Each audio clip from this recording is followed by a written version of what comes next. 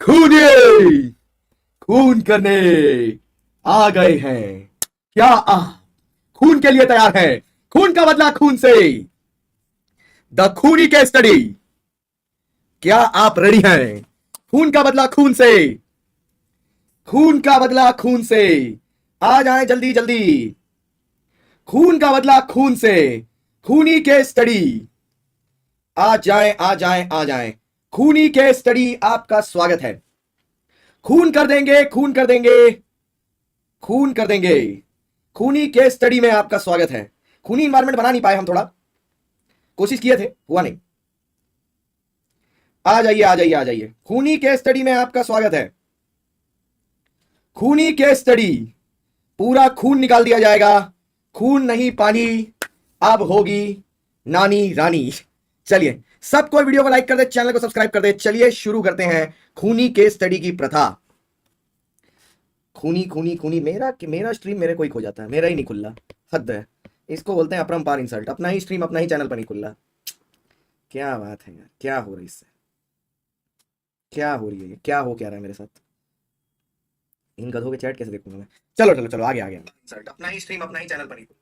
आ जाओ सर, आ जाओ। The blood is my blood, the blood is my sweat, sweat is the blood. चलिए sir. Sir पहले जो लोग ये खूनी के स्टडी पहली बार देख रहे हैं, एक्चुअली व्हाट इज खूनी के स्टडी? हर बार इंस्टीट्यूट के मटेरियल में, पेपर में एक ऐसी केस स्टडी आती है जो बच्चों को झंझोट के रख देती है। आज हमारा माध्यम, और लास्ट टाइम भी ये बहुत ही सक्सेसफुल हुआ था, यही होता है कि उन केस स्टडियों को छूते हुए, ठीक है, हम लोग यहां पर अपने आंसर्स फॉर्म करें। आप टेंशन मत लीजिएगा, ठीक है। आपको डिटेल लिखे हुए आंसर्स भी मैं आपके साथ शेयर कर दूंगा, उसमें प्रॉब्लम नहीं है। बट आज का हमारा टारगेट ये है कि हम ये केस स्टडीज को डिस्कस करके इसके आंसर्स निकालेंगे, ठीक है। तो चलिए सर शुरू करते हैं। आ जाइए आ जाइए आ जाइए, ठीक है। लेट स्टार्ट खूनी case study. Question number 1। Mr A and Mr B and Mr C were the partners in a firm, ठीक है। Mrs ABC and co which is engaged in the business of trading of branded furniture, okay. The name of the partner was clearly indicated along with the name of the firm in front of the head office of the firm, मतलब head office के ठीक सामने, as well as on the letterhead of the firm, letterhead पे भी बना हुआ है। On 1st October 2018, Mr. C passed away, मर गया गधा। His name was neither removed from the list of partner, ना तो उसका नाम लिस्ट ऑफ पार्टनर से हटाया गया, as stated in the front of the head office, nor from the letterheads of the firm. Letterhead मतलब लेटर बुक होता है, ठीक है। As per the terms of the partnership, the firm continued its operations with Mr. A and B as the partner, मतलब उसका नाम नहीं हटाया। The accounts of the firm were settled and the amount due to the legal heir Mr. C was also determined on 10th October 2018. Sir सिर्फ determined बोल रहा है कि 10th October 2018 को डिटरमाइन किया है, पे नहीं किया है। सिर्फ डिटरमाइन किया है, मतलब सिर्फ कैलकुलेट किया है, पे नहीं किया है। But the same was not paid to the legal heir of Mr C on 16 October 2018, मतलब 10 अक्टूबर को डिटरमाइन कर दिया, 16 अक्टूबर को पे कर दिया। आदमी पॉट कब हुआ है? 1 अक्टूबर को ये मर गया है। 1 अक्टूबर को टपका है, 10 अक्टूबर को निकाला है, 16 अक्टूबर को पे किया है। मिस्टर एक्स, ठीक है, a supplier supplied furniture of 20 lakh to ABC could not be repaid of the amount due to heavy losses. Mr. X wants to recover the amount not only from ABC but the legal heir of C. अब वो legal heir of C से भी मांग रहा है, ठीक है। Sir 16 तारीख को इसने फर्नीचर सप्लाई किया है, 16 तारीख को फर्नीचर सप्लाई हुआ है, ठीक है, मतलब डेथ के बाद हुआ है। सेक्शन लगेगा 35, सेक्शन लगेगा 35। और क्योंकि since it is after the death, death के बाद हुआ है, hence the legal air is not responsible, legal air is not responsible. Sir अगर यहीं पर डेथ के पहले हुआ होता तो लीगल एयर रिस्पॉन्सिबल हो गया होता। आईसीआई को ये क्वेश्चन के साथ खिलवाड़ करना है तो पता है अगर मैं होता तो खिलवाड़ कैसे करता? अगर मैं होता तो खिलवाड़ कैसे करता? ये जो मैं होता है, मैं बीच में बोल रहा हूं ना, सितंबर का आधा से ज्यादा पेपर ये मैं होता है मैं ही बना है, तो सबको वीडियो लाइक कर देना, ठीक है। सुनो, अगर मैं होता तो मैं ना तुम्हारी जिंदगी कैसे मुश्किल करता। इस क्वेश्चन के नीचे मैं एक और क्वेश्चन लिखता, suppose the furniture was delivered on 8th of October, उस केस में क्या होगा? ऐसे मान लो मैं अगर होता तो मैं एक और पॉइंट ऐड करता इसमें कि suppose if furniture was delivered on 8th of October, तो उस केस में क्या एलआर रिस्पॉन्सिबल होता? तो इसका आंसर होता नॉट लायबल। क्यों सर? क्योंकि आपको अगर सेक्शन 35 याद हो, वो क्लियरली बोलता है after the date of death, ठीक है, after the day of death, actually sorry, after the day of death there is no responsibility, there is no responsibility of LR after the date of death, ठीक है। LR की कोई responsibility नहीं है। कुछ lag नहीं हो रहा बीच में, चुप रहो। ठीक है, तभी भी नॉट लायबल होता। ठीक है, तभी भी नॉट लायबल होता। हाँ, क्योंकि अरे डेट ऑफ अकाउंट कैलकुलेट हुआ है, सेटल भी नहीं हुआ है, सिर्फ कैलकुलेट हुआ है। तो अगर इसके बीच में कहीं पर भी हो कोई फर्क नहीं पड़ता, लायबल नहीं होगा, क्योंकि 1 अक्टूबर को मर गया। 1 अक्टूबर के पहले होता तो एलआर लायबल होता, मतलब तब तो पार्टनर ही लायबल हो जाता। 1 अक्टूबर के बाद लायबिलिटी नहीं है। ठीक है, ठीक है। बोलता है केस स्टडी नहीं है तो क्या है ये? भाई तुम बीमार आदमी हो भाई, इलाज कराओ। डेट ऑफ डेथ है 1 अक्टूबर, ये देख लो 1 अक्टूबर मिस्टर सी पास्ट अवे। ये वाला क्वेश्चन डन है, नेक्स्ट क्वेश्चन पे चलते हैं। सर भारी क्वेश्चन है, ठीक है, मैं पहले बोल दे रहा हूं, भारी क्वेश्चन है, ठीक है, बहुत ही भारी क्वेश्चन है और मजा आएगा, तो ध्यान से देखना। ठीक है, एग्जाम का क्वेश्चन है ये। Mr Rich aspired to get a self portrait made by him by an artist. उसने मतलब सोचा कि भैया एक मेरे को ना मेरी अपनी पोर्ट्रेट बनवानी है एक आर्टिस्ट के द्वारा। वो उसकी वर्कशॉप गया, Mr C an artist, and asked whether he could sketch the former's portrait on an oil painting canvas, कि भैया मेरी फोटो बना दो। Mr C agreed to the offer, वो मान गया, बोला ठीक है बना देंगे, और बोला 50,000 रुपया लगेगा और वो भी पूरा एडवांस दोगे तब बनाएंगे, क्योंकि एक बार पेंटिंग बन गई तुम लेकर भाग लिए, हम क्या करेंगे, हम खुद चिपका के तुमको दिन रात थोड़ी ना देखते रहेंगे, 50,000 रुपया लगेगा। Mr C clarified that the painting shall be completed in 10 sittings, मतलब 10 बार आपको यहां पर आना होगा, मेरे सामने बैठना होगा और मैं 3 महीना में आपको पेंटिंग बना के दूंगा। ठीक है, 50,000 पूरा एडवांस लेना है। On reaching the workshop at the 6th sitting में जब पहुंचे तो पता चला रिच मर गया है। ठीक है, कि सी सॉरी पैरालाइज हो गया, हम मार ही दिए उसको, पैरालाइज हो गया मतलब लल्लू लल्लू, उसका हाथ पैर काम करना बंद कर दिया। ठीक है, पैरालाइज हो गया and would not be able, लल्लू बोलने जा रहे थे, और पेंट नहीं कर पाएगा for the near future. Mr C had a son name Mr K, अब सी का एक लड़का है जिसका नाम है K, who was still pursuing higher studies and had not taken up his father's profession, मतलब वो तो भाई कहीं दूर में स्टडी उडी कर रहा है। ठीक है, उसने अभी तक अपने पिताजी का काम भी नहीं सीखा है कि कैसे पेंटिंग बनाना कैसे बनाना, कुछ नहीं सीखा है। ठीक है, discuss in light of the Indian contract act, can mister Rich ask mister K to complete the artistic work in lieu of his father, क्या वो उसको बोल सकता है? देखो sir, as per section number 40, अगर कोई कॉन्ट्रैक्ट में आपका अपना स्किल एंड टैलेंट का इस्तेमाल होता है, अगर इसमें किसी आदमी का पर्सनल स्किल इन्वॉल्व होता है, किसी व्यक्ति का पर्सनल स्किल इन्वॉल्व होता है, तो फिर वो सीधा सीधा वॉइड हो जाता है। तो इसीलिए मिस्टर रिच मिस्टर के को नहीं बोल सकता, नॉट पॉसिबल, क्योंकि सर जैसे ही पर्सनल स्किल था इस आदमी के मरते ही यहां पर सेक्शन 40 के तहत ये वॉइड हो गया, क्योंकि it became a supervening impossibility. ठीक है, सुपरवीनिंग इम्पॉसिबिलिटी हो गई, तो एक सेक्शन 40 हो गया, एक सेक्शन 56 हो गया। अब देखते हैं second part of the question क्या बोलता है। Could mister Rich ask mister के फॉर रिफंड ऑफ मनी, क्या पैसा वापस मिल सकता है? सर ये वॉइड हुआ है ना, ये वॉइड हुआ है ना, तो पैसा वापस मिल सकता है, क्योंकि अगर कॉन्ट्रैक्ट वॉइड हो जाता है तो एज पर सेक्शन नंबर 65, एक बार कोई कॉन्ट्रैक्ट वॉइड होता है तो उसमें अगर एक पार्टी ने दूसरे पार्टी को कोई भी कंपेंसेशन पेमेंट की है तो वो सारी कंपेंसेशन आपको रिफंड करनी पड़ती है। सो कंपेंसेशन रिफंड इज पॉसिबल। बोलो बेटा, याद हुआ? बना क्वेश्चन, बना, कॉन्फिडेंस आया? पेंटिंग कहां से मिलेगी? पेंटिंग वाला तो ऊपर चला गया, बोला पेंटिंग नहीं मिलेगी, पेंटिंग वाला तो ऊपर चला गया। सब लोग लाइक करो भाई वीडियो, अच्छा लगता है यार, लाइक तो किया करो यार, आदमी सुबह से खट रहा है यार, नहाने भी नहीं मिला है आज। ठीक है, चलो ये हो गया, 2 क्वेश्चन बन गए। आओ नेक्स्ट, अब तो सही देना इसका जवाब। ठीक है, ये क्वेश्चन को मैंने जानबूझ के डाला हुआ है 3 में। आपका ना मैंने अभी एक वीडियो शूट किया है 15 मिनट एग्जाम में कैसे बिहेव करना है, कौन सी चीजों का एग्जाम में ध्यान रखना है, उसमें खास करके मैंने एक पॉइंट बोला है कि क्वेश्चन अगर ट्रिकी लगे तो देख लेना, कभी कभार आईसीआई रिवर्स खेलता है, क्वेश्चन कुछ और पूछ के बताता कुछ और। जैसे ये क्वेश्चन हम लोग ने आज ही किया है। ठीक है, ओ चाचा ओ 64, सुनो 64 वॉइडेबल में लगता है वो पहले आता है, 65 वॉइड में लगता है वो उसके बाद आता है, जिसकी स्पेलिंग बड़ी होती है वो पहले आता है, 64 में वॉइडेबल आता है। मानव जी जाके चेक करिए किताब खोल के बेटा। आइए पॉपुलर वाला। Sir popular products limited is a company incorporated in India, very good, having a total paid up share capital 20 crore, the share capital comprises of 12 lakh equity, 8 lakh preference. ठीक है, कोई बात नहीं। अब delight products and happy products 2.5 lakh 3.5 lakh in popular products, और एक और company है चीयरफुल, होल्ड 2.5 लाख इन पॉपुलर। मतलब सर पॉपुलर के अंदर 3 लोगों की होल्डिंग है, एक चीयरफुल की, सॉरी एक डिलाइट की, एक हैप्पी की और एक चीयरफुल की। और ये जो डिलाइट हैप्पी चीयरफुल है ये तीनों सब्सिडरी हैं जोवियल की, ये भी सब्सिडरी है, ये भी सब्सिडरी, ये भी सब्सिडरी। आपको एक क्वेश्चन पूछा जा रहा है इस क्वेश्चन द्वारा कि jovial limited is the holding company of all 3। ठीक है, फिर आपको पूछा जा रहा है कि अगर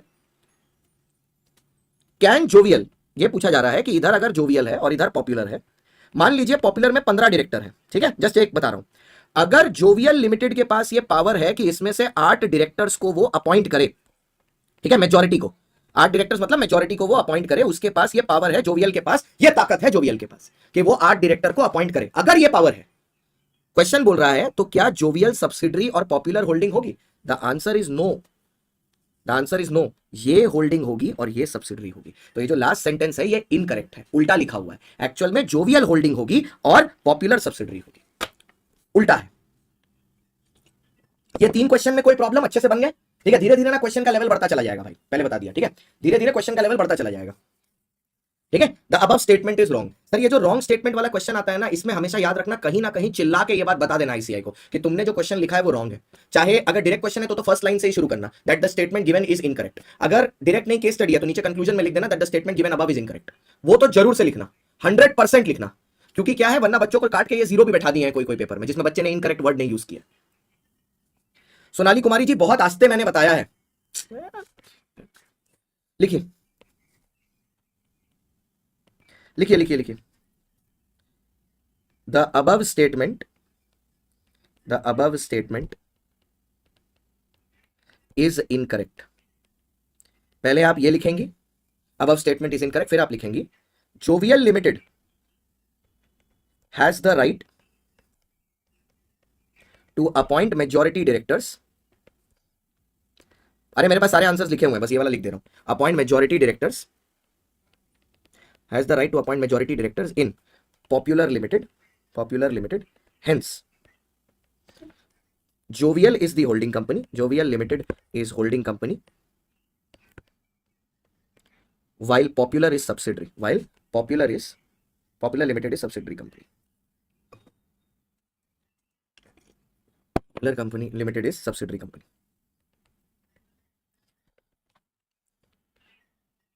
ठीक है, पर ये स्टेटमेंट जरूर लिखना।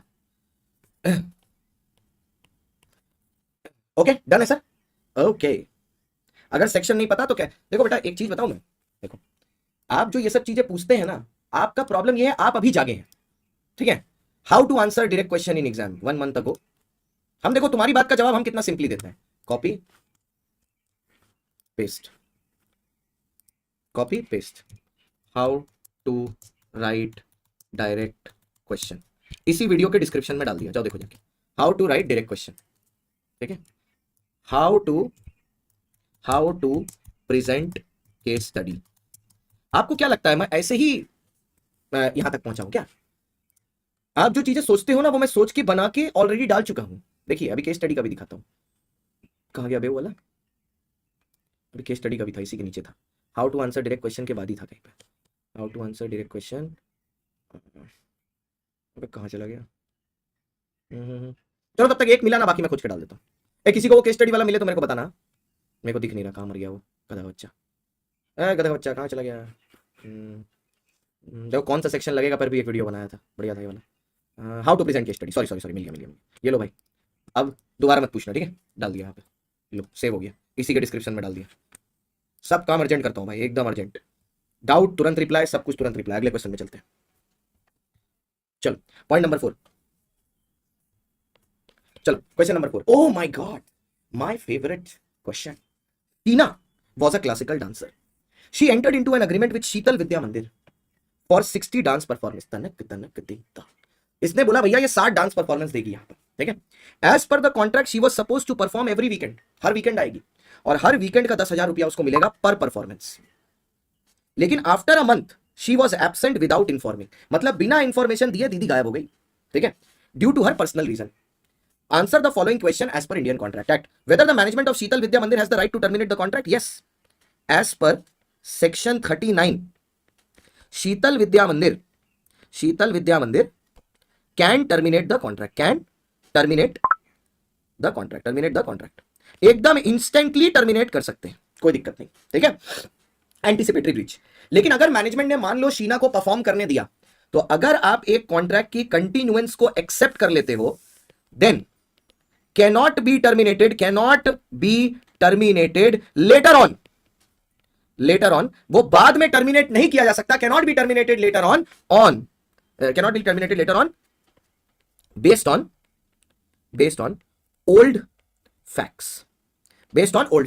मतलब वो पुरानी गलती के लिए आप दोबारा कॉन्ट्रैक्ट को कैंसिल नहीं करा सकते। अब मेरे से पूछ रहा है क्या डैमेजेस मिलेंगे क्या in above cases? Sir in both cases eligible for damages. दोनों केसेस में वो डैमेजेस के लिए एलिजिबल है, एक नहीं दोनों केसेस में। तीनों की डेफिनेशन लिखेंगे क्वेश्चन 3 में। तीनों की लिखने की क्या जरूरत है भाई, तीनों की लिखने की क्या जरूरत है? आप सिर्फ सब्सिडरी की डेफिनेशन लिखो ना, और क्या चीज लिखोगे? होल्डिंग और सब्सिडरी, बस। तीसरा क्या, जबरदस्ती एसोसिएट घुसा दोगे? अच्छा, तो क्या यहां पर ये डैमेजेस क्लेम कर सकती है? बिल्कुल कर सकती है सर। तो देखो, एक तो 39 आया, ठीक है। अब अगर किसी को 39 के साथ कोई और सेक्शन पुट फॉरवर्ड करना है तो 72 आ जाएगा, जो डैमेजेस का होता है इंडियन कॉन्ट्रैक्ट एक्ट का, जो 72 लगता है डैमेजेस का। मेरे हिसाब से कितने नंबर के बेटा, हर बार इतनी आती है 65 मार्क्स के, 60 से 65 मार्क्स के डायरेक्ट क्वेश्चन आते हैं आउट ऑफ 120, रिमेनिंग का केस स्टडी आता है। अब माइनस कर लो, बोथ द केसेस में एलिजिबल फॉर डैमेजेस हैं, चाहे अभी कैंसिल करें चाहे कंटिन्यू करें। नेक्स्ट क्वेश्चन, क्वेश्चन नंबर 5, बहुत अच्छा क्वेश्चन है ये, बहुत ही मजेदार क्वेश्चन है, बहुत ही मजेदार क्वेश्चन है। दोनों ही केसेस में, अरे केस 2 में भी सेक्शन 39 ही है, केस 1 और केस 2 में सेक्शन 39 है, केस 3 में 72 है कि दोनों ही केस में डैमेज मिलेगा। ये वाला ये बोल रहा है कि अगर मान लो वो बाद में आके शीतल बोलती है कि हमको कुछ सर सॉरी उस दिन छुट्टी ले ली, माफ करिएगा, लेकिन प्लीज सर अभी काम करने दीजिए। अब मैंने उसको अलाउ कर दिया कि ठीक है चलो आओ कर लो, कोई दिक्कत नहीं। तो अब मैं क्या पुरानी गलती के लिए 2 महीने बाद फिर आत्मा जगी तो क्या मैं कैंसिल कर सकता हूं कॉन्ट्रैक्ट? नहीं, एक बार आपने गलती माफ कर दी, वो माफ हो गई, अब नई गलती करेगी तो कॉन्ट्रैक्ट कैंसिल करना, ठीक है। सेक्शन सीधा कॉन्ट्रैक्ट के आंसर के स्टार्टिंग में होगा, ठीक है, कॉन्ट्रैक्ट के स्टार्टिंग में। 72 भाई, 73 कहां से आ गया भाई, 73 कहां से आ गया? अब लो भाई, दीदी एक्चुअल ब्रीच में चली गई। चलो चलो आगे चलो। अरे दीदी ये सेक्शन 39 है, रूल ऑफ एंटीसिपेटरी ब्रीच है, रूल ऑफ एंटीसिपेटरी ब्रीच है। एक्चुअल कहां से लगा दोगे, रूल ऑफ एंटीसिपेटरी ब्रीच है।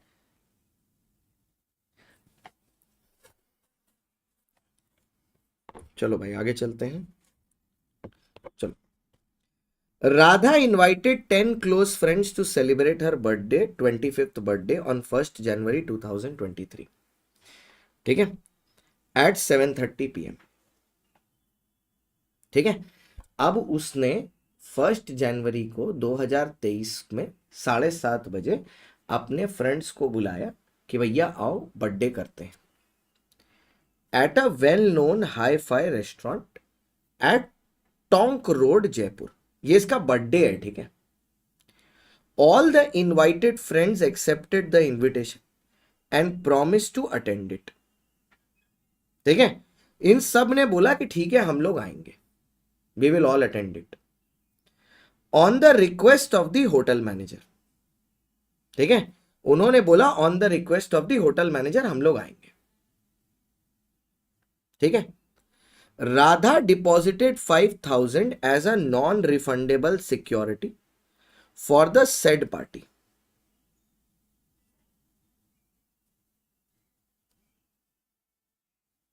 ठीक है, ठीक है। अब क्वेश्चन ये देखिएगा, सर एक हेल्प चाहिए, सुबह से लॉ बोल बोल के पढ़ रहा हूं, गला दर्द होने लगा, कुछ सलूशन है?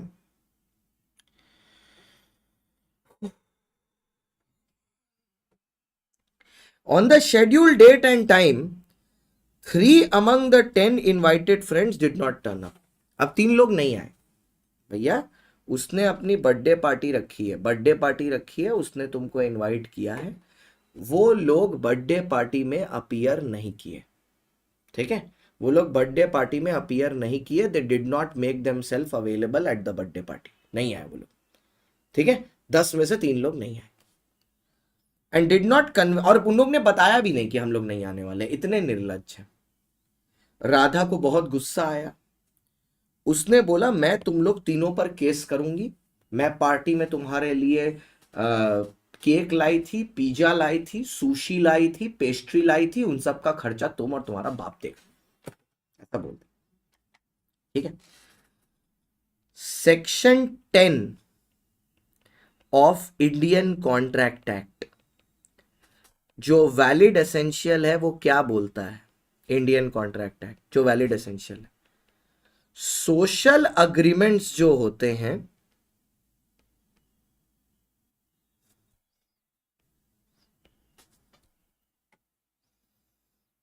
सोशल अग्रीमेंट्स जो होते हैं, in case of social agreements there is no legal obligation,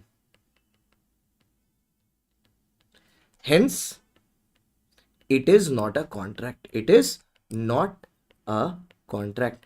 तो ये कॉन्ट्रैक्ट है ही नहीं भाई, ये एक सोशल अग्रीमेंट है, it's not a contract, it's a social agreement, ठीक है।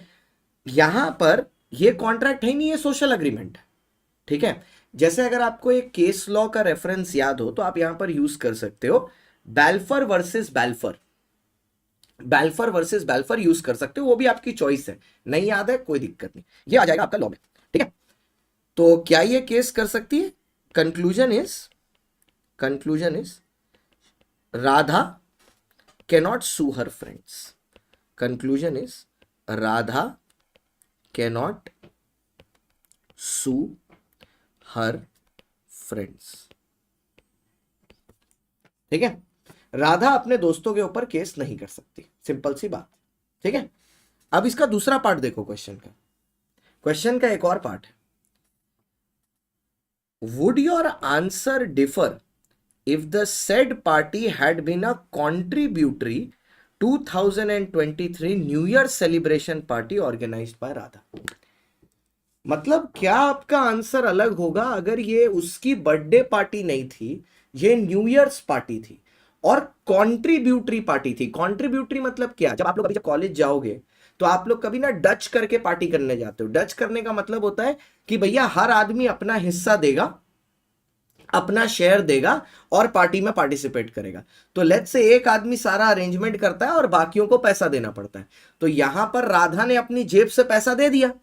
अब जो लोग 3 लोग नहीं आए उन्होंने पैसा नहीं दिया, तो अब राधा को जो नुकसान हुआ, अगर ये कॉन्ट्रीब्यूटरी पार्टी होती तो क्या उस केस में राधा सू कर सकती है?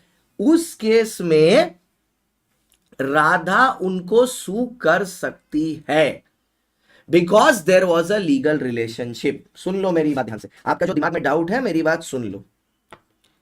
ये जो है ना, ये जो दूसरा वाला पोर्शन है, इस वाले केस में पहली बात सुनो सर, कॉन्ट्रीब्यूटरी पार्टी होती क्या है? जैसे ये ना राधा है, ठीक है, अब राधा बोलेगी कि मैं ना एक पार्टी ऑर्गेनाइज करती हूं। इस पार्टी को जब मैं ऑर्गेनाइज करती हूं तो इस पार्टी में तुम लोग 10 लोग मेरे को पैसा देना, ठीक है, और मैं क्या करूंगी, केटरर को मैं बुलाऊंगी, डीजे को मैं बुलाऊंगी, सब मैं करूंगी। तो राधा ने लेट्स से ना अपने पास से 1 लाख रुपया पेमेंट कर दिया। अब 10 में से 3 तो फ्रेंड आया ही नहीं, तो वो लोग बोलता है हम लोग 30,000 रुपया देंगे ही नहीं, जो 10-10 हजार रुपया, तो राधा को तो सामने वाले को देना पड़ गया ना, तो राधा का तो नुकसान हो गया। तो क्या इस केस में राधा कुछ रिकवर कर पाएगी? क्या उस केस में राधा कुछ रिकवर कर पाएगी? The answer is yes. ठीक है, यस। तो अब इसके सेकंड पार्ट का आंसर कैसे होगा? आंसर्स लिखे हुए आप टेंशन मत लो, बट जस्ट एक बार बता देता हूं इसमें क्या होगा। If the party is in nature of a contributory party of new year. मजा आ रहा है कि नहीं ये केस स्टडी में? एक बार सब बता दो मजा आ रहा है कि नहीं। Contributory party of new year 2023 and assuming Radha has paid money to the organizers,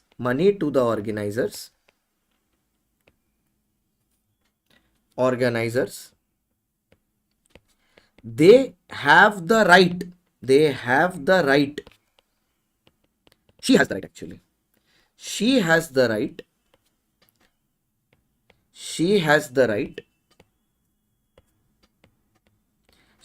the right to recover the amount from those 3 friends। जिन लोगों ने अपीयर नहीं किया उसका ये हक बनता है, ठीक है, उनका ये हक बनता है। ये क्लियर है सर? अभी ये क्लियर है मेरा बाबू लोग? ये क्लियर है ना अभी?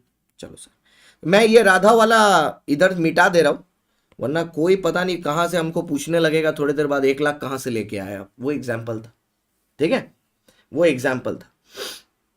हस्बैंड और वाइफ वाले को सोशल अग्रीमेंट मानते हैं, हस्बैंड और वाइफ वाले को सोशल और डोमेस्टिक अग्रीमेंट मानती है आईसीआई। वो पागल है, मतलब सॉरी, मतलब हाँ ऐसा करते हैं।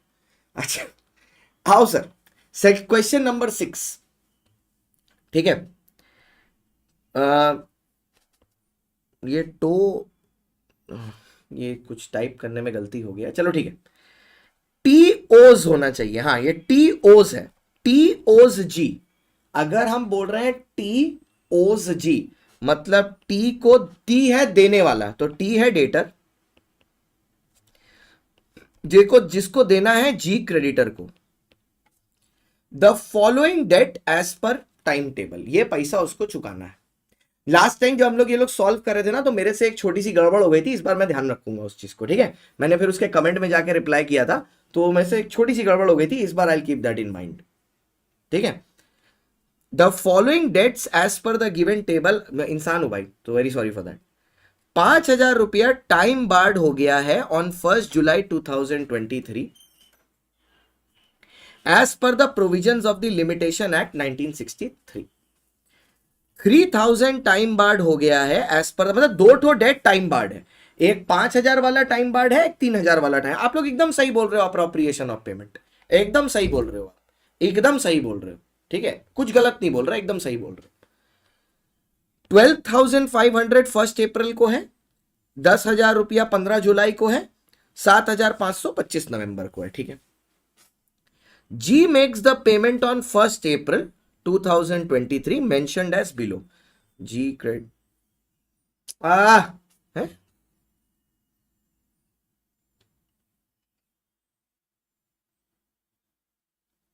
कुछ टाइपिंग में मिस्टेक हो गया है क्या हम लोग से?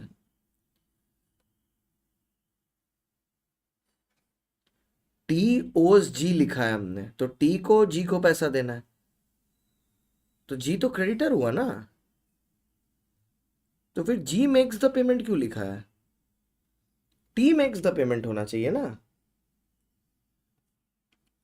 हाँ यहां टी होगा भाई, टी पेमेंट करेगा,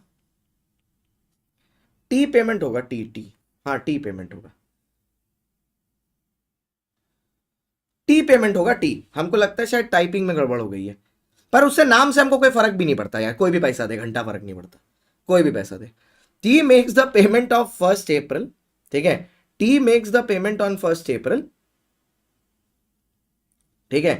टी भैया 1 अप्रैल को पेमेंट करता है as below without any notice regarding the forming amount, ठीक है, उसको कुछ नहीं पता है इस बारे में, वो पेमेंट करता है, ठीक है। क्वेश्चन में आगे पीछे हो गया ना मेरा, हाँ जी ओस टी होना चाहिए। अच्छा ठीक है चलो यार, अबे उससे कोई फर्क नहीं पड़ता यार, सुनो ना भाई भाई भाई भाई भाई, नाम से घंटा कोई फर्क नहीं पड़ता, ठीक है, कौन किसको ओ कर रहा है उससे कोई फर्क नहीं पड़ता है। सब लोग लाइक करो वीडियो को, जो जो देख रहा है बेशरम, कोई फर्क नहीं पड़ता कौन किसको ओ कर रहा है, कोई भी किसी को कर रहा हो कोई फर्क नहीं पड़ता, ठीक है, कोई फर्क नहीं पड़ता, ठीक है। ये तो हाँ ठीक है। Appropriate payment, a cheque of 12,500, पहले दिया गया एक चेक, ठीक है, mention as below without any notice regarding how to appropriate the amount. मतलब अगर आपको याद हो सेक्शन नंबर 59 बोलता है कि अगर डेटर ने आपको बता दिया है कि कि आपको डेट किस ऑर्डर में सेटल करना है, तो आपको फिर उसी ऑर्डर में डेट सेटल करना चाहिए। यहां पर हमें टी ने कुछ नहीं बताया, तो सेक्शन 59 का कोई रोल नहीं है, तो एज ऑफ नाउ लॉ में हम 59 लिखेंगे भी नहीं जब तक हम पूरा क्वेश्चन पढ़ ना ले। A check of in such a situation, how the appropriation of payment is done against the debt as per the provisions of the Indian Contract Act, by assuming that also that T has also, मैं G कर देता हूं इसको, that G also has not appropriated the amount received towards any particular debt, कि G ने भी कोई amount particular date की तरफ रिसीव नहीं किया है, ठीक है, कोई उसने भी पेमेंट नहीं किया है, ठीक है, उसने भी नहीं किया है, ठीक है। मतलब क्या हुआ है सर, हमको लॉ में 59, 60, 61 तीनों लिखना पड़ेगा। मेरा प्रोविजन ध्यान से सुन लेना प्लीज, प्लीज सुन लो। 59 बोलता है कि डेटर, जो डेटर है हमारा, उस डेटर ने अगर कोई तरीका बताया है सेटल करने का, तो जो तरीका बताया है उसी तरीके में आप सेटल कर लो।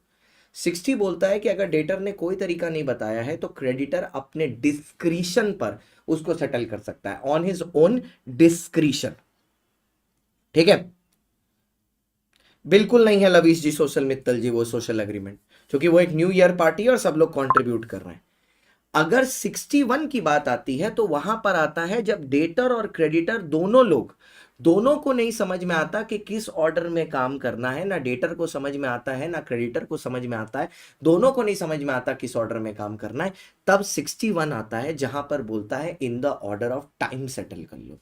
हम लोग को ये आंसर उसी हिसाब से देना है कि ये इन the order of time settle हो रहा है। क्लियर है सर अब? Okay, in the order of time हो रहा है। और अगर इन द ऑर्डर ऑफ टाइम हो रहा है मेरे बाबू, तो उस केस में आपके जो भी डेट आ रहे हैं सबसे पहले उनको सेटल किया जाएगा, अगर वो टाइम बार्ड भी है तो भी उनको सेटल कर दिया जाएगा।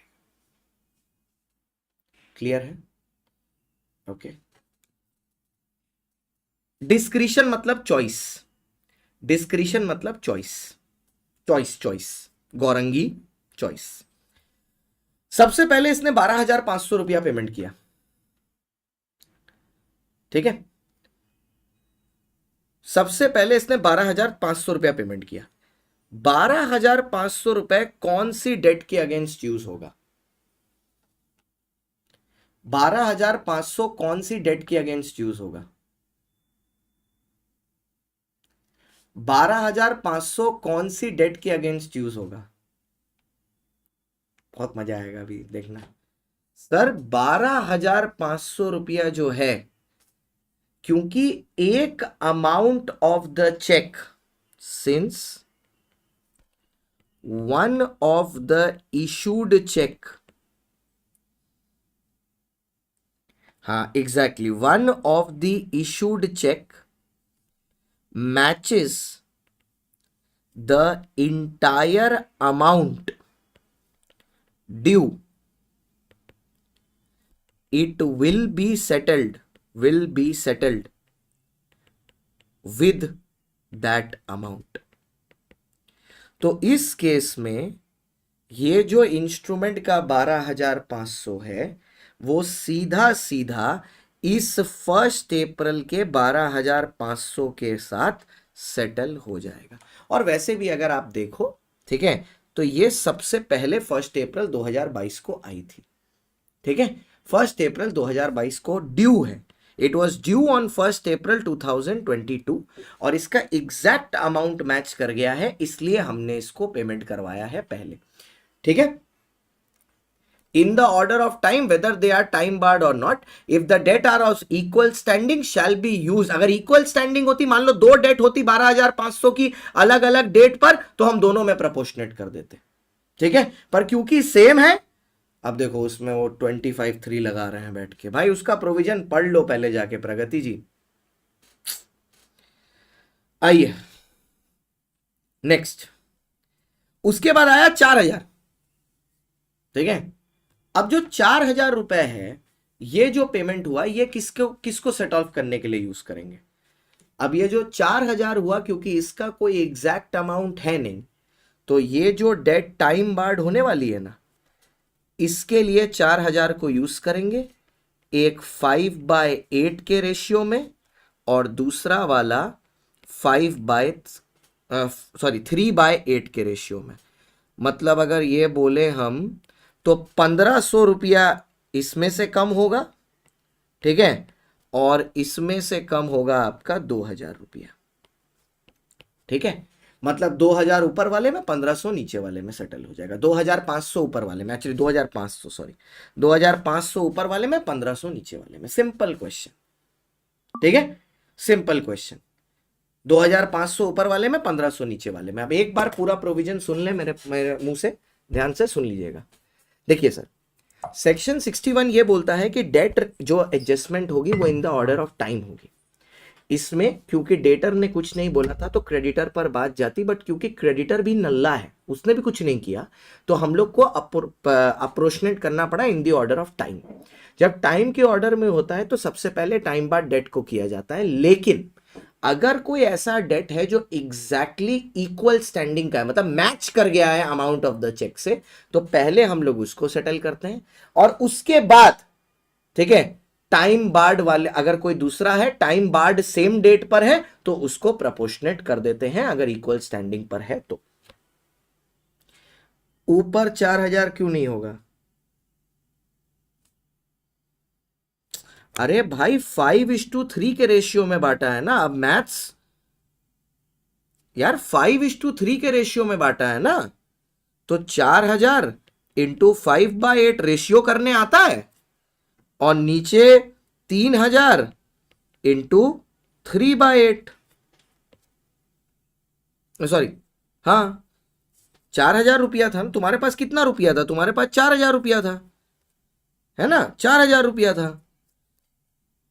इतना सिंपल सा तो कैलकुलेशन है। तुम्हारे पास 4000 रुपया था तो इसका दो हिस्सा हुआ, ये हुआ 2500 और ये हुआ 1500। इसमें से 2500 माइनस होगा, इसमें से 1500 माइनस होगा, खत्म। अगर इक्वल स्टैंडिंग वाला ना होता तो पहले 12500 को टाइम बार्ड से एडजस्ट करते जो ऊपर दिया हुआ है, ठीक है, तो 5000 यहां से चला जाता, 12500 यहां से चला जाता, ठीक है, उसके बाद जो बचता वो 2500 यहां डाल देते, क्योंकि तब इन दी ऑर्डर ऑफ टाइम होता, बट क्योंकि इक्वल स्टैंडिंग की है इसलिए ऑर्डर ऑफ टाइम में नहीं गए, ठीक है। रेशियो में क्यों बांट, भाई तुम नहीं समझ पाओगे, छोड़ दो, 4 बार बता चुके हैं, तुमको सुनने का मन नहीं, हम समझ चुके, तुमको सुनने का मन नहीं।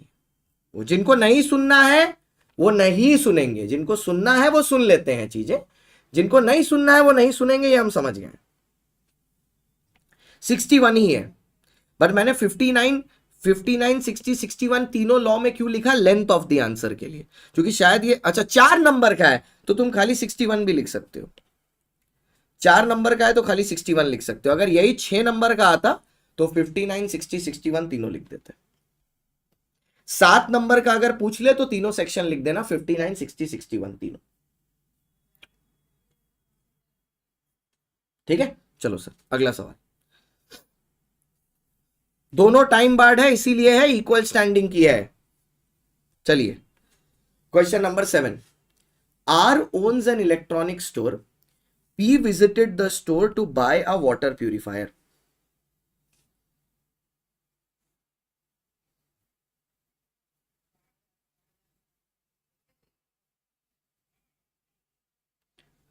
ठीक है, P attempt the wood to flip का वाटर प्यूरिफायर, 54,000, ये रुपीज है डॉलर नहीं। He specifically requested for a copper filter, उसने बोला कि भैया मेरे को कॉपर फिल्टर चाहिए, ठीक है। As P wanted to buy the purifier on credit with the intention of paying in 9 equal instalment, भैया 54,000 डिवाइड बाय 9, 6,000 रुपए की इंस्टॉलमेंट देगा 9, ठीक है। आर डिमांड्स अ गारंटर, तो भैया एस आके खड़ा हो गया, as a friend of P guarantor की तरह आ गया, for the payment of water purifier.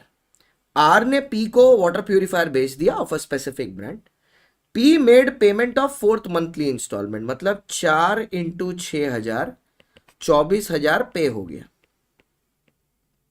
ठीक है। ड्यू कितना है बेटा? 54 की बात हुई थी, 24 पे हो गया, मतलब ड्यू है 30,000, 54,000 माइनस 24,000, 30,000 रुपया ड्यू है। After that he became insolvent, भाई ये इंसॉल्वेंट हो गया। Explain to the reference of the Indian contract act as a guarantor to pay the balance amount, क्या मैं बैलेंस अमाउंट पेमेंट करूंगा? यस सर, ये 30,000 के लिए लायबल होगा, कौन लायबल होगा? एस, जो कि श्योरिटी है, तो ये 30,000 रुपया एस देगा। यहां तक कोई कंफ्यूजन सर? इसमें क्या ही कंफ्यूजन होगा, सिंपल सा है, ठीक है। Next, what will be your answer if R sold the water purifier misrepresenting it as a copper filter? उसने ये चीज मिसरिप्रेजेंट की है कि वो एक कॉपर फिल्टर है, ठीक है, while it is actually a normal filter। यहां पर लगेगा सेक्शन 142 और 143, misrepresentation and concealment. neither P nor S were aware of this fact and upon discovering the truth P refused to pay the price। In response P's refusal R filed a case against the surety। हम लिखेंगे since the guarantee is obtained by since the guarantee is obtained by misrepresentation, since the guarantee is obtained by misrepresentation, ठीक है, or concealment, it is void and the surety is discharged, and the surety is discharged, surety is discharged. ये तो conclusion हो गया, ये तो conclusion हो गया. जब लॉ लिखेंगे तो लॉ में पहले गारंटी की डेफिनेशन आएगी, डिफाइन करेंगे गारंटी को, और उसके बाद मिस रिप्रेजेंटेशन और कंसीलमेंट के बारे में बताएंगे कि अगर इससे आप श्योरिटी को लायबल नहीं कर सकते, श्योरिटी डिस्चार्ज हो जाता है. ठीक है, श्योरिटी डिस्चार्ज हो जाता है. और ये मिस रिप्रेजेंटेशन 142 और 143 में दी हुई है, 142 और 148, 142 143. इसमें राइट टू शेयर रिडक्शन नहीं लगेगा क्योंकि उसके बारे में कोई डिटेल नहीं दी हुई है. ठीक है, राइट में कोई डिटेल नहीं दी हुई है. नेक्स्ट बेटा देखो, आपका सबसे बड़ी प्रॉब्लम क्या है पता है? आधे लोगों से केस स्टडी में कंफ्यूजन क्यों होता है? क्योंकि कॉन्सेप्ट नहीं है. आप देखो, एक बच्चा इतना ऐसा ऐसा चीज है, वो टाइम बार्ड देखा, बोलता है 25(3) में टाइम बार्ड है. अबे तो वैसे तो टाइम बार्ड पूरे कानून में बहुत जगह पर है, पर मुद्दा क्या है वो तो समझो. पी डेड हो जाएगा तो श्योरिटी शिप खत्म हो जाएगी, उसका जो लाइबिलिटी है, मतलब उसका जो फैमिली मेंबर्स है वो लायबल हो जाएंगे, जितने एस्टेट हैं उसके लिए. बताओ क्या करें? जान ले लो बेटा, जान ले लो, जान दे दो. चलो, पीटीसी होटल्स इन अ बॉम्बे. हाँ, ये बढ़िया है सर, ये बढ़िया केस स्टडी है. ठीक है, तगड़ा केस स्टडी है. PTC hotel in Bombay decided to sell their furniture by auction. ठीक है, sale, auction sale. For this purpose they appointed RN and associate as an auctioneer. ठीक है, they invited the top 10 renowned architect in Bombay for bidding. A right to bid was not notified by them. ठीक है, furniture was put up in the lot for sale. छोटे छोटे furniture को lots में रखा गया सेल करने के लिए. It was decided that every lot of furniture there will be a reserve price, कि हर फर्नीचर के लॉट का एक फिक्स्ड प्राइस होगा. ठीक है, on 25th Feb 2024 auction sale was started at 10 AM. 10 बजे ऑक्शन सेल शुरू हुई in the lawn of PTC hotel Bombay. Auction sale चालू हुई for a special lot of furniture, कि फर्नीचर का एक स्पेशल लॉट आएगा उसके लिए. 3 parties came for the bidding. Neel आया, राज आया, देव आया, on the behalf of their respective company. मतलब सर बिडिंग शुरू हुई, 3 लोग बिडिंग में आए. नील आया 5,70,000 का बिड लगाया, राज आया 4,85,000 का बिड लगाया, देव आया 6,10,000 का बिड लगाया. ठीक है, the sale was completed in favour of Neel. आपको लगेगा ये कैसे हो गया? ठीक है, ये कैसे हो गया? तो स्टूपिड डिसीजन हो गया. क्यों सर? क्योंकि जीतना तो एक्चुअली देव को चाहिए था, क्योंकि सबसे हाईएस्ट बिड उसकी है. देखते हैं आगे क्या है, अभी तो क्वेश्चन ही चल रहा है. The sale was completed in favour of Neel by RN and associate by a fall of the hammer, कि भैया हैमर गिरा और उसको ट्रांसफर कर दिया. Mr Dev was rejected on the ground that the right to bid was reserved and the company of Mr Dev was not invited to bid. अब इन्होंने देव को क्यों नहीं जिताया? इन्होंने बोला कि भाई देख, हम लोग ने ऑक्शन रिजर्व्ड पार्टीज के लिए रखा था, और ये तो एक स्पेशल तरह का फर्नीचर था, स्पेशल तरीकों की कंपनी के लिए. तो तुम्हारी कंपनी को तो हमने इस बिडिंग में बुलाया ही नहीं था, तो तुम कैसे बिडिंग जीत सकते हो? इट इज लाइक आईपीएल में एक रूल आ जाए कि कोई प्लेयर अगर एक फ्रेंचाइजी में 5 साल से ज्यादा खेल चुका है, वो उस फ्रेंचाइजी उसको बिड नहीं कर सके, तो फिर हम उस फ्रेंचाइजी को कोना में बैठा देंगे कि आपको तो बुलाया ही नहीं गया इस ऑक्शन में पार्टिसिपेट करने के लिए, तो आप नाच क्यों रहे हो, आप बाहर बैठो चुपचाप, आप अंदर मत आओ, आप बाहर बैठो। ये बोल रहा है, मैं बस आपको बता रहा हूं क्वेश्चन क्या बोल रहा है। अच्छा, उसके बाद एक इटालियन फर्नीचर था, उसकी बिडिंग हुई, ठीक है। अब इसमें दो लोगों ने बिडिंग लगाई, एक मिस्टर धीर ने लगाई, उसने 15 लाख की बोली लगाई, और एक मिस्टर मधु ने लगाई। मिस्टर मधु कैसे है समझ में नहीं आया, बट ठीक है। On behalf of R N associate, मतलब ये अपनी कंपनी के बिहाफ पर ये लगा रहा है। Mind you, R N associate, ठीक है, आर एन एसोसिएट के बिहाफ पर लगाया 15,20,000, ठीक है। यहां पर धीर को जिता दिया। अरे ये ऑक्शनियर क्या गांजा फूक रहा है, तुमको यही लग रहा होगा, जो भी हायर है उसको हरा दे रहा है ये। अब इसने यहां पर क्या बोला, the sale was completed in favour of Dheer instead of Madhu. अब मधु भी गुस्सा में है, ठीक है, ऊपर देव भी गुस्सा में है, ठीक है, और दोनों मेरे पास आए, बोले शांतम सर। मैंने बोला बोलो। बोले सर ये क्या नौटंकी है, आपने तो बोला था ऑक्शन में हाईएस्ट बिड लगाना है, मैंने हाईएस्ट बिड लगाया, ये लोग मेरे को सामान ही नहीं दे रहे, क्या हो रहा है शांतम सर, ये क्या हो क्या रहा है शांतम सर। मैंने बोला भाई ठंडरा कितना चिल्ला क्यों रहा है, आराम से बैठ, ठंडा उंडा पी, बात करते हैं। उसने बोला ठीक है बात करते हैं। मैंने बोला सबसे पहले मेरे को एक बात बता, पहले देव के बारे में बात करते हैं, ठीक है। बोला हाँ सर ठीक है।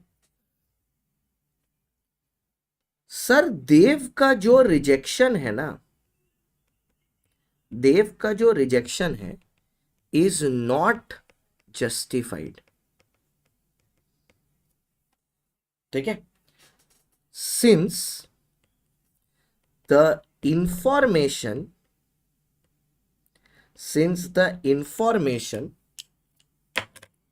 as to right to bid was not expressively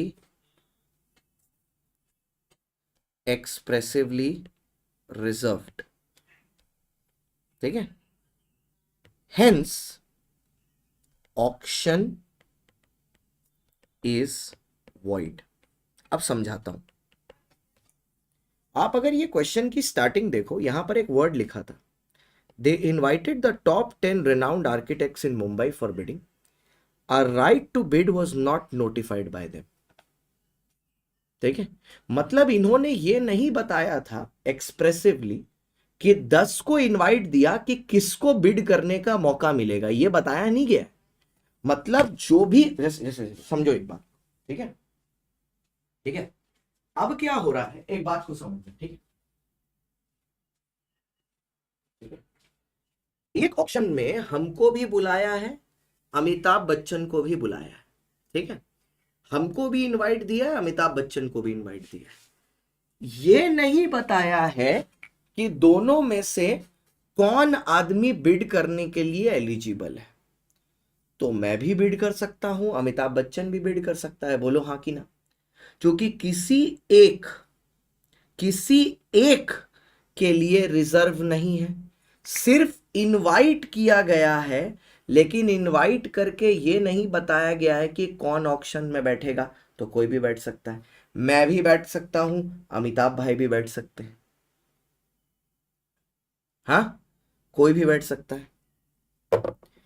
तो जब ऑक्शन में कोई भी बैठ सकता था, तो फिर तुमने देव का परमिशन कैसे कैंसिल कर दिया ये बोल के that the bidding was reserved.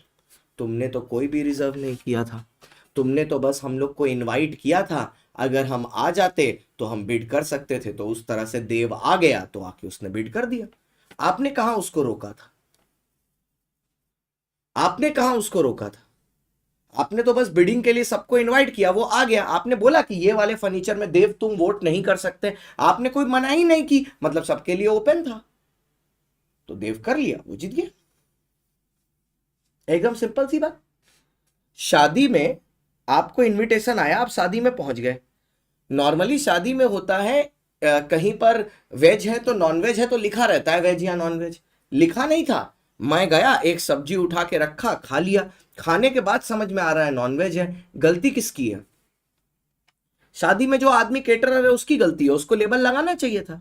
वो बोल रहा है सर आपको खा के देख के खाना चाहिए था। अबे मैं क्यों देख के खाऊं? तूने मेरे को शादी में बुलाया, तूने बताया वेज नॉन वेज दोनों होगा, तो तूने मेरे को ऑक्शन में बुलाया, मैं तो आया ना वोट ऑक्शन में बिडिंग करने। मैं ऑक्शन में आके क्या मंजीरा बजाने आऊंगा? बिडिंग करने आया था ना, मैं बिड कर रहा हूं। अगर मैं इस बिडिंग के लिए एलिजिबल नहीं था तो तुमको बताना चाहिए था ना कि ये वेज है ये नॉन वेज है, आप वेज खाइएगा। अब तो मैंने खा लिया, उसके बाद क्या बता रहे हो? कॉन्सेप्ट।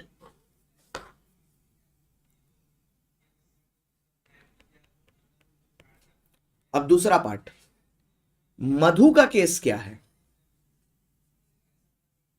ठीक है, मधु का केस क्या है? मधु के केस में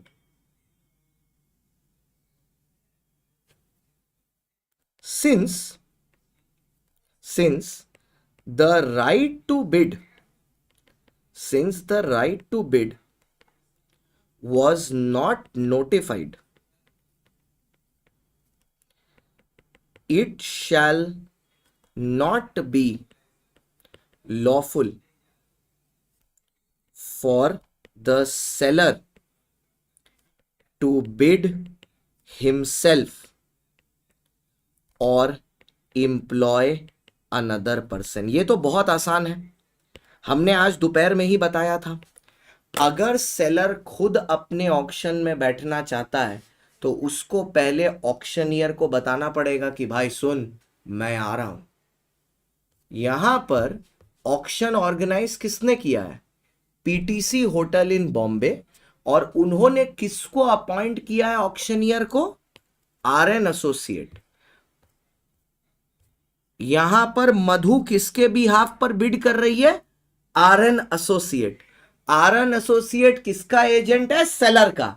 तो सेलर ऑक्शन में ना तो खुद बिड कर सकता है ना किसी और से करवा सकता है अनटिल एंड अनलेस वो नोटिफाइड ना हो।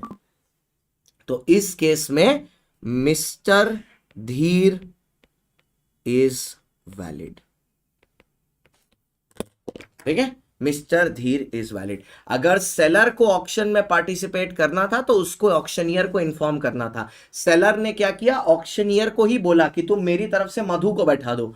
अब मधु एक्चुअली में तो सेलर के लिए ही सब एजेंट है ना, वो तो अलाउड नहीं है जब तक आप रिटन नोटिस ना दे दो। इसलिए मधु का खारिज होना वैलिड है लेकिन देव का रिजेक्शन वैलिड नहीं है। मतलब देव का रिजेक्शन इनवैलिड है और मधु का रिजेक्शन वैलिड है।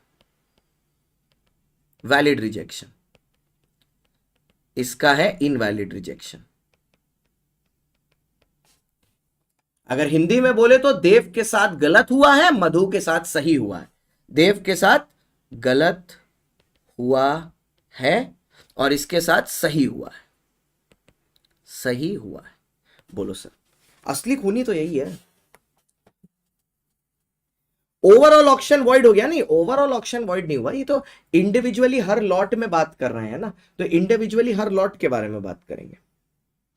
आपको ओवरऑल ऑक्शन के बारे में पूछा है, ठीक है, आपको दोनों में तो यही लिखना है कि सर इन दिस केस, ठीक है, देयरफॉर इन दिस केस ये जो पूरा टोटल ऑक्शन सेल है, this auction sale was unlawful.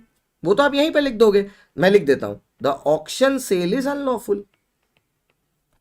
अब कोई पूछेगा मेरे से कि आपको कैसे पता चला ऑक्शन सेल इज अनलॉफुल? आप सुबह की क्लास देख लो, दोपहर की। मैंने बोला था अगर सेलर ऑक्शन में पार्टिसिपेट करता है बिना बताए तो वो ऑक्शन पूरा का पूरा रद्द हो जाता है, पूरा ऑक्शन वॉइड है। Void means it is unlawful.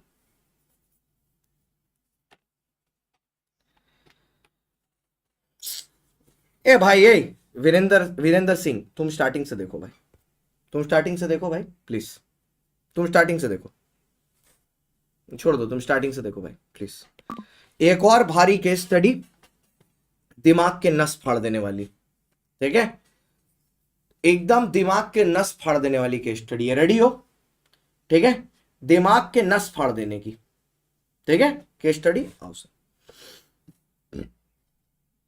Mister के visited MS Makaran Marbles for the purchase of marble and tiles for his newly built house, नया घर। He asked the owner of the above shop, Mr. J, ठीक है, to visit his house, कि आओ sir घर आओ, prior to the supply so that he can ascertain कि भैया कितना मेजरमेंट चाहिए। अब घर में मार्बल और टाइल लगाते हैं ना, बाथरूम में टाइल लगाते हैं, घर में मार्बल लगाते हैं। तो एक आदमी को मैं बुला रहा हूं कि आओ मेरे घर में नाप ले लो, आके मार्बल और टाइल लगा दो। तो वो आदमी आया अगले दिन, तो उसने ना रूम में चेक किया, एक रूम फर्स्ट फ्लोर पे था और कार पार्किंग उसने देखी। मैं उसको बोल रहा हूं कि भाई आज सेकेंड फ्लोर भी देख ले आके, ठीक है, क्योंकि वो भी अभी कंस्ट्रक्शन में है, क्योंकि उसका कंस्ट्रक्शन पैटर्न भी डिफरेंट है, थोड़ा रूम बड़ा है दूसरे से। जे ने बोला अरे अरे सर 25 साल से यही धंधा कर रहा हूं सर, ऐसे सामान पकड़ लेता हूं ऐसे, टेंशन नहीं है। उसने बोला ठीक है भाई तेरी मर्जी। जे ने 146 ब्लॉक ऑफ मार्बल सप्लाई किया as per the size of the room and 16 boxes of tiles. Tiles में उसने एक बात समझाई with a word of caution, मतलब कॉशन मतलब केयर। सर टाइल्स के ऊपर ज्यादा वजन मत रखना। अरे यार तुम बाथरूम में जो टाइल लगी होती है कितनी नरम होती हो, पेरिस प्लास्टर ऑफ पेरिस से बनती है, टक से करो टूट जाएगी। बोला कि इसके ऊपर ज्यादा वजन मत रखना, टाइल ज्यादा वजन नहीं ले पाएगी। Marble and tiles were successfully laid except on the second floor. सब जगह लगा दिया लेकिन सेकेंड फ्लोर पे नहीं लग पाया क्योंकि साइज डिफरेंट था। वो उस्ताद बन गया ज्यादा, गलत साइज का भेज दिया, हमको चाहिए था बड़का वो दे दिया छोटा। The tiles fitted in the parking space also got damaged. अब सुनो, मिस्टर जे ने साफ साफ बोला था कि टाइल के ऊपर ज्यादा वजन मत रखना। ये गधा का बच्चा टाइल लगा के आया पार्किंग में। अरे गाड़ी आएगा दब के टूट नहीं जाएगा, बाथरूम में ना टाइल लगाते हैं, ये टाइल लगा दे रहा है पार्किंग में। अब तुम गधे हो तो गधा और घोड़ा में कोई तो अंतर होता होगा, यही अंतर होता है, यही अंतर तुम में भी है। अब तुम गधे हो या घोड़े इस सेंटेंस में वो तुम समझ लो। आगे आते हैं। Due to the weight of the vehicle came for unloading cement bag. अब क्या हुआ, अब देखो दिमाग देखो इसका, सीमेंट व्हीकल आई, वो जेसीबी सीमेंट आया होगा, ठीक है, जेसीबी सीमेंट आया होगा। अब वो जेसीबी सीमेंट वाला आया, वो ट्रक आई, ट्रक ने टाइल के ऊपर प्रेशर बनाया, टूट गया टाइल, ठीक है। मिस्टर के आस्ट जे, सुनो ये क्या मांग रहा है, बोल रहा है मार्बल रिप्लेस करो, टाइल्स भी रिप्लेस करो। रिप्लेस के लिए क्या मांग रहा है, मार्बल भी रिप्लेस करो, टाइल भी रिप्लेस करो। जे ने रिफ्यूज कर दिया। हाँ, ये तुम्हारे बाप के नौकर हैं जो रिप्लेस करेंगे, नहीं करेंगे, ठीक है। Taking the plea that the marble was as per the measurement, उसने बोला कि भैया मार्बल मेजरमेंट के हिसाब से था। और रही बात टाइल की, तो मैंने तुमको बोला था कि इसको ऐसा जगह पर मत लगाना जहां पर ज्यादा लोड ना ले पाए, ठीक है। दोनों पार्टी का पक्ष आपने सुन लिया, लॉयर आप हैं, ठीक है, लॉयर आप हैं, दोनों पार्टी का पक्ष आपने सुन लिया। अगर मैं सरल हिंदी में बोलूं, मेरे पास एक घर है, घर के सामने एक पार्किंग है, घर 2 फ्लोर का है, मैंने एक आदमी बुलाया, मैंने बोला मार्बल और टाइल लगाना है, दोनों फ्लोर पे मार्बल लगाना है और टाइल चाहिए। वो आदमी एक फ्लोर देखा, मैंने बोला दूसरा भी देख लो, उसका एरिया अलग है, बोलता ना ना ना ठीक है। एक ही फ्लोर मेजर करके मार्बल और टाइल भेज दिया। साथ साथ बोला कि टाइल ऐसी जगह पर मत लगाइएगा जहां पर वजन बहुत ज्यादा। मैंने फिर भी गधे की तरह टाइल लगा दिया पार्किंग में, ठीक है। अब घर बनाना है, सीमेंट लगाना है, सीमेंट तो चाहिए होगा मार्बल का पट्टा चिपकाने के लिए। ट्रक आई, ट्रक ने सीमेंट का बैग टाइल के ऊपर रखा, टाइल टूट गई। मैं बोल रहा हूं मार्बल जो सेकंड फ्लोर पे आपने भेजा वो तो फिट नहीं बैठ रहा, उसका भी पैसा दो, टाइल का भी पैसा दो। सामने वाला बोल रहा है ना तो मार्बल का देंगे ना तो टाइल का देंगे, जो उखाड़ना है उखाड़ लो। ठीक है। अच्छा हिमांशी जी, अगर इस बार के एक्सप्लेनेशन के बाद भी नहीं समझ में आया तो आप एक काम करिए, वो जो आता है ना जहां पर दीदी लोग ऐसे सर के ऊपर मटका लेके उसमें सीमेंट लगा के पत्थर लगाती हैं दीवार में, वो काम करना शुरू कर दीजिए आप। ठीक। Can mister J refused to replace the marble with reference to the doctrine of caveat emptor enlist the duties of both Mr. K and J। पहली बात, क्या मिस्टर जे रिफ्यूज कर सकते हैं मार्बल रिप्लेस करने से? ठीक है, क्या मिस्टर जे रिफ्यूज कर सकते हैं? सर देखो, पहली बात मिस्टर जे रिफ्यूज नहीं कर सकते। Mister J cannot refuse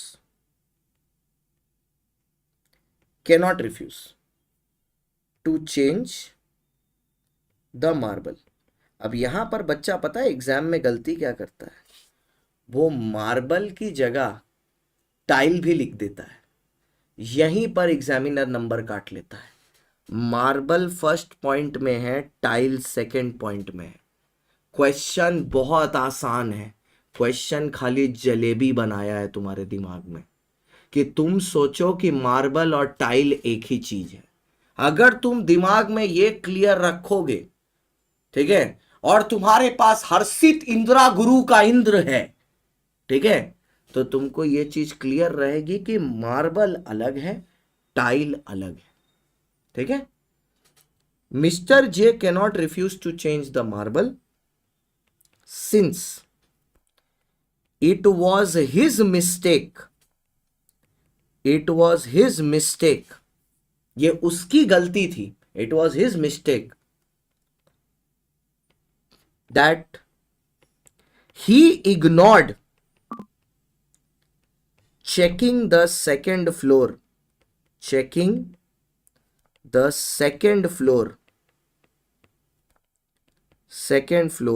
for tiles for fittings। उसकी गलती थी, उसकी गलती थी, उसकी गलती थी। ठीक है, उसकी गलती थी।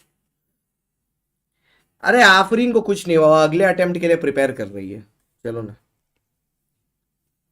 चलो। Whether the replacement of the damage tiles be imposed on MS Makaran explain. The answer is, ध्यान से, there is no liability. Keyword बस इतना है, टाइल और मार्बल, बस इतना है keyword. There is no liability of the seller, Mr, seller का नाम क्या है, Mr J, in relation to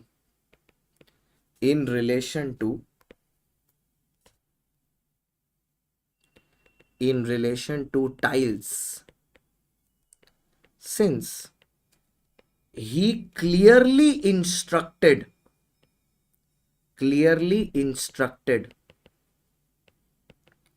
the buyer, Mr S है ना नाम इसका, मिस्टर के, that tiles cannot bear extra weight, कि टाइल एक्स्ट्रा वेट बर्दाश्त नहीं कर पाएगा। ये हो गया कंक्लूजन। लॉ में कुछ नहीं लिखना, लॉ में लिखेंगे केविएट एम्प्टर, लॉ में लिखेंगे केविएट एम्प्टर, सेक्शन 16, और कुछ नहीं। Let the buyer beware, section 16, that the seller is not responsible to give the goods as per the buyer's specification, so it is the buyer's responsibility to be aware that he should select the goods as per his specification। Provision तो यहीं पर लिखा हो, तो खुद ही बता दिया तुमको provision doctrine of caveat emptor लिखना। उसने तो प्रोविजन खुद बता दिया तुमको डॉक्ट्रिन ऑफ केविएट एम्प्टर लिखना।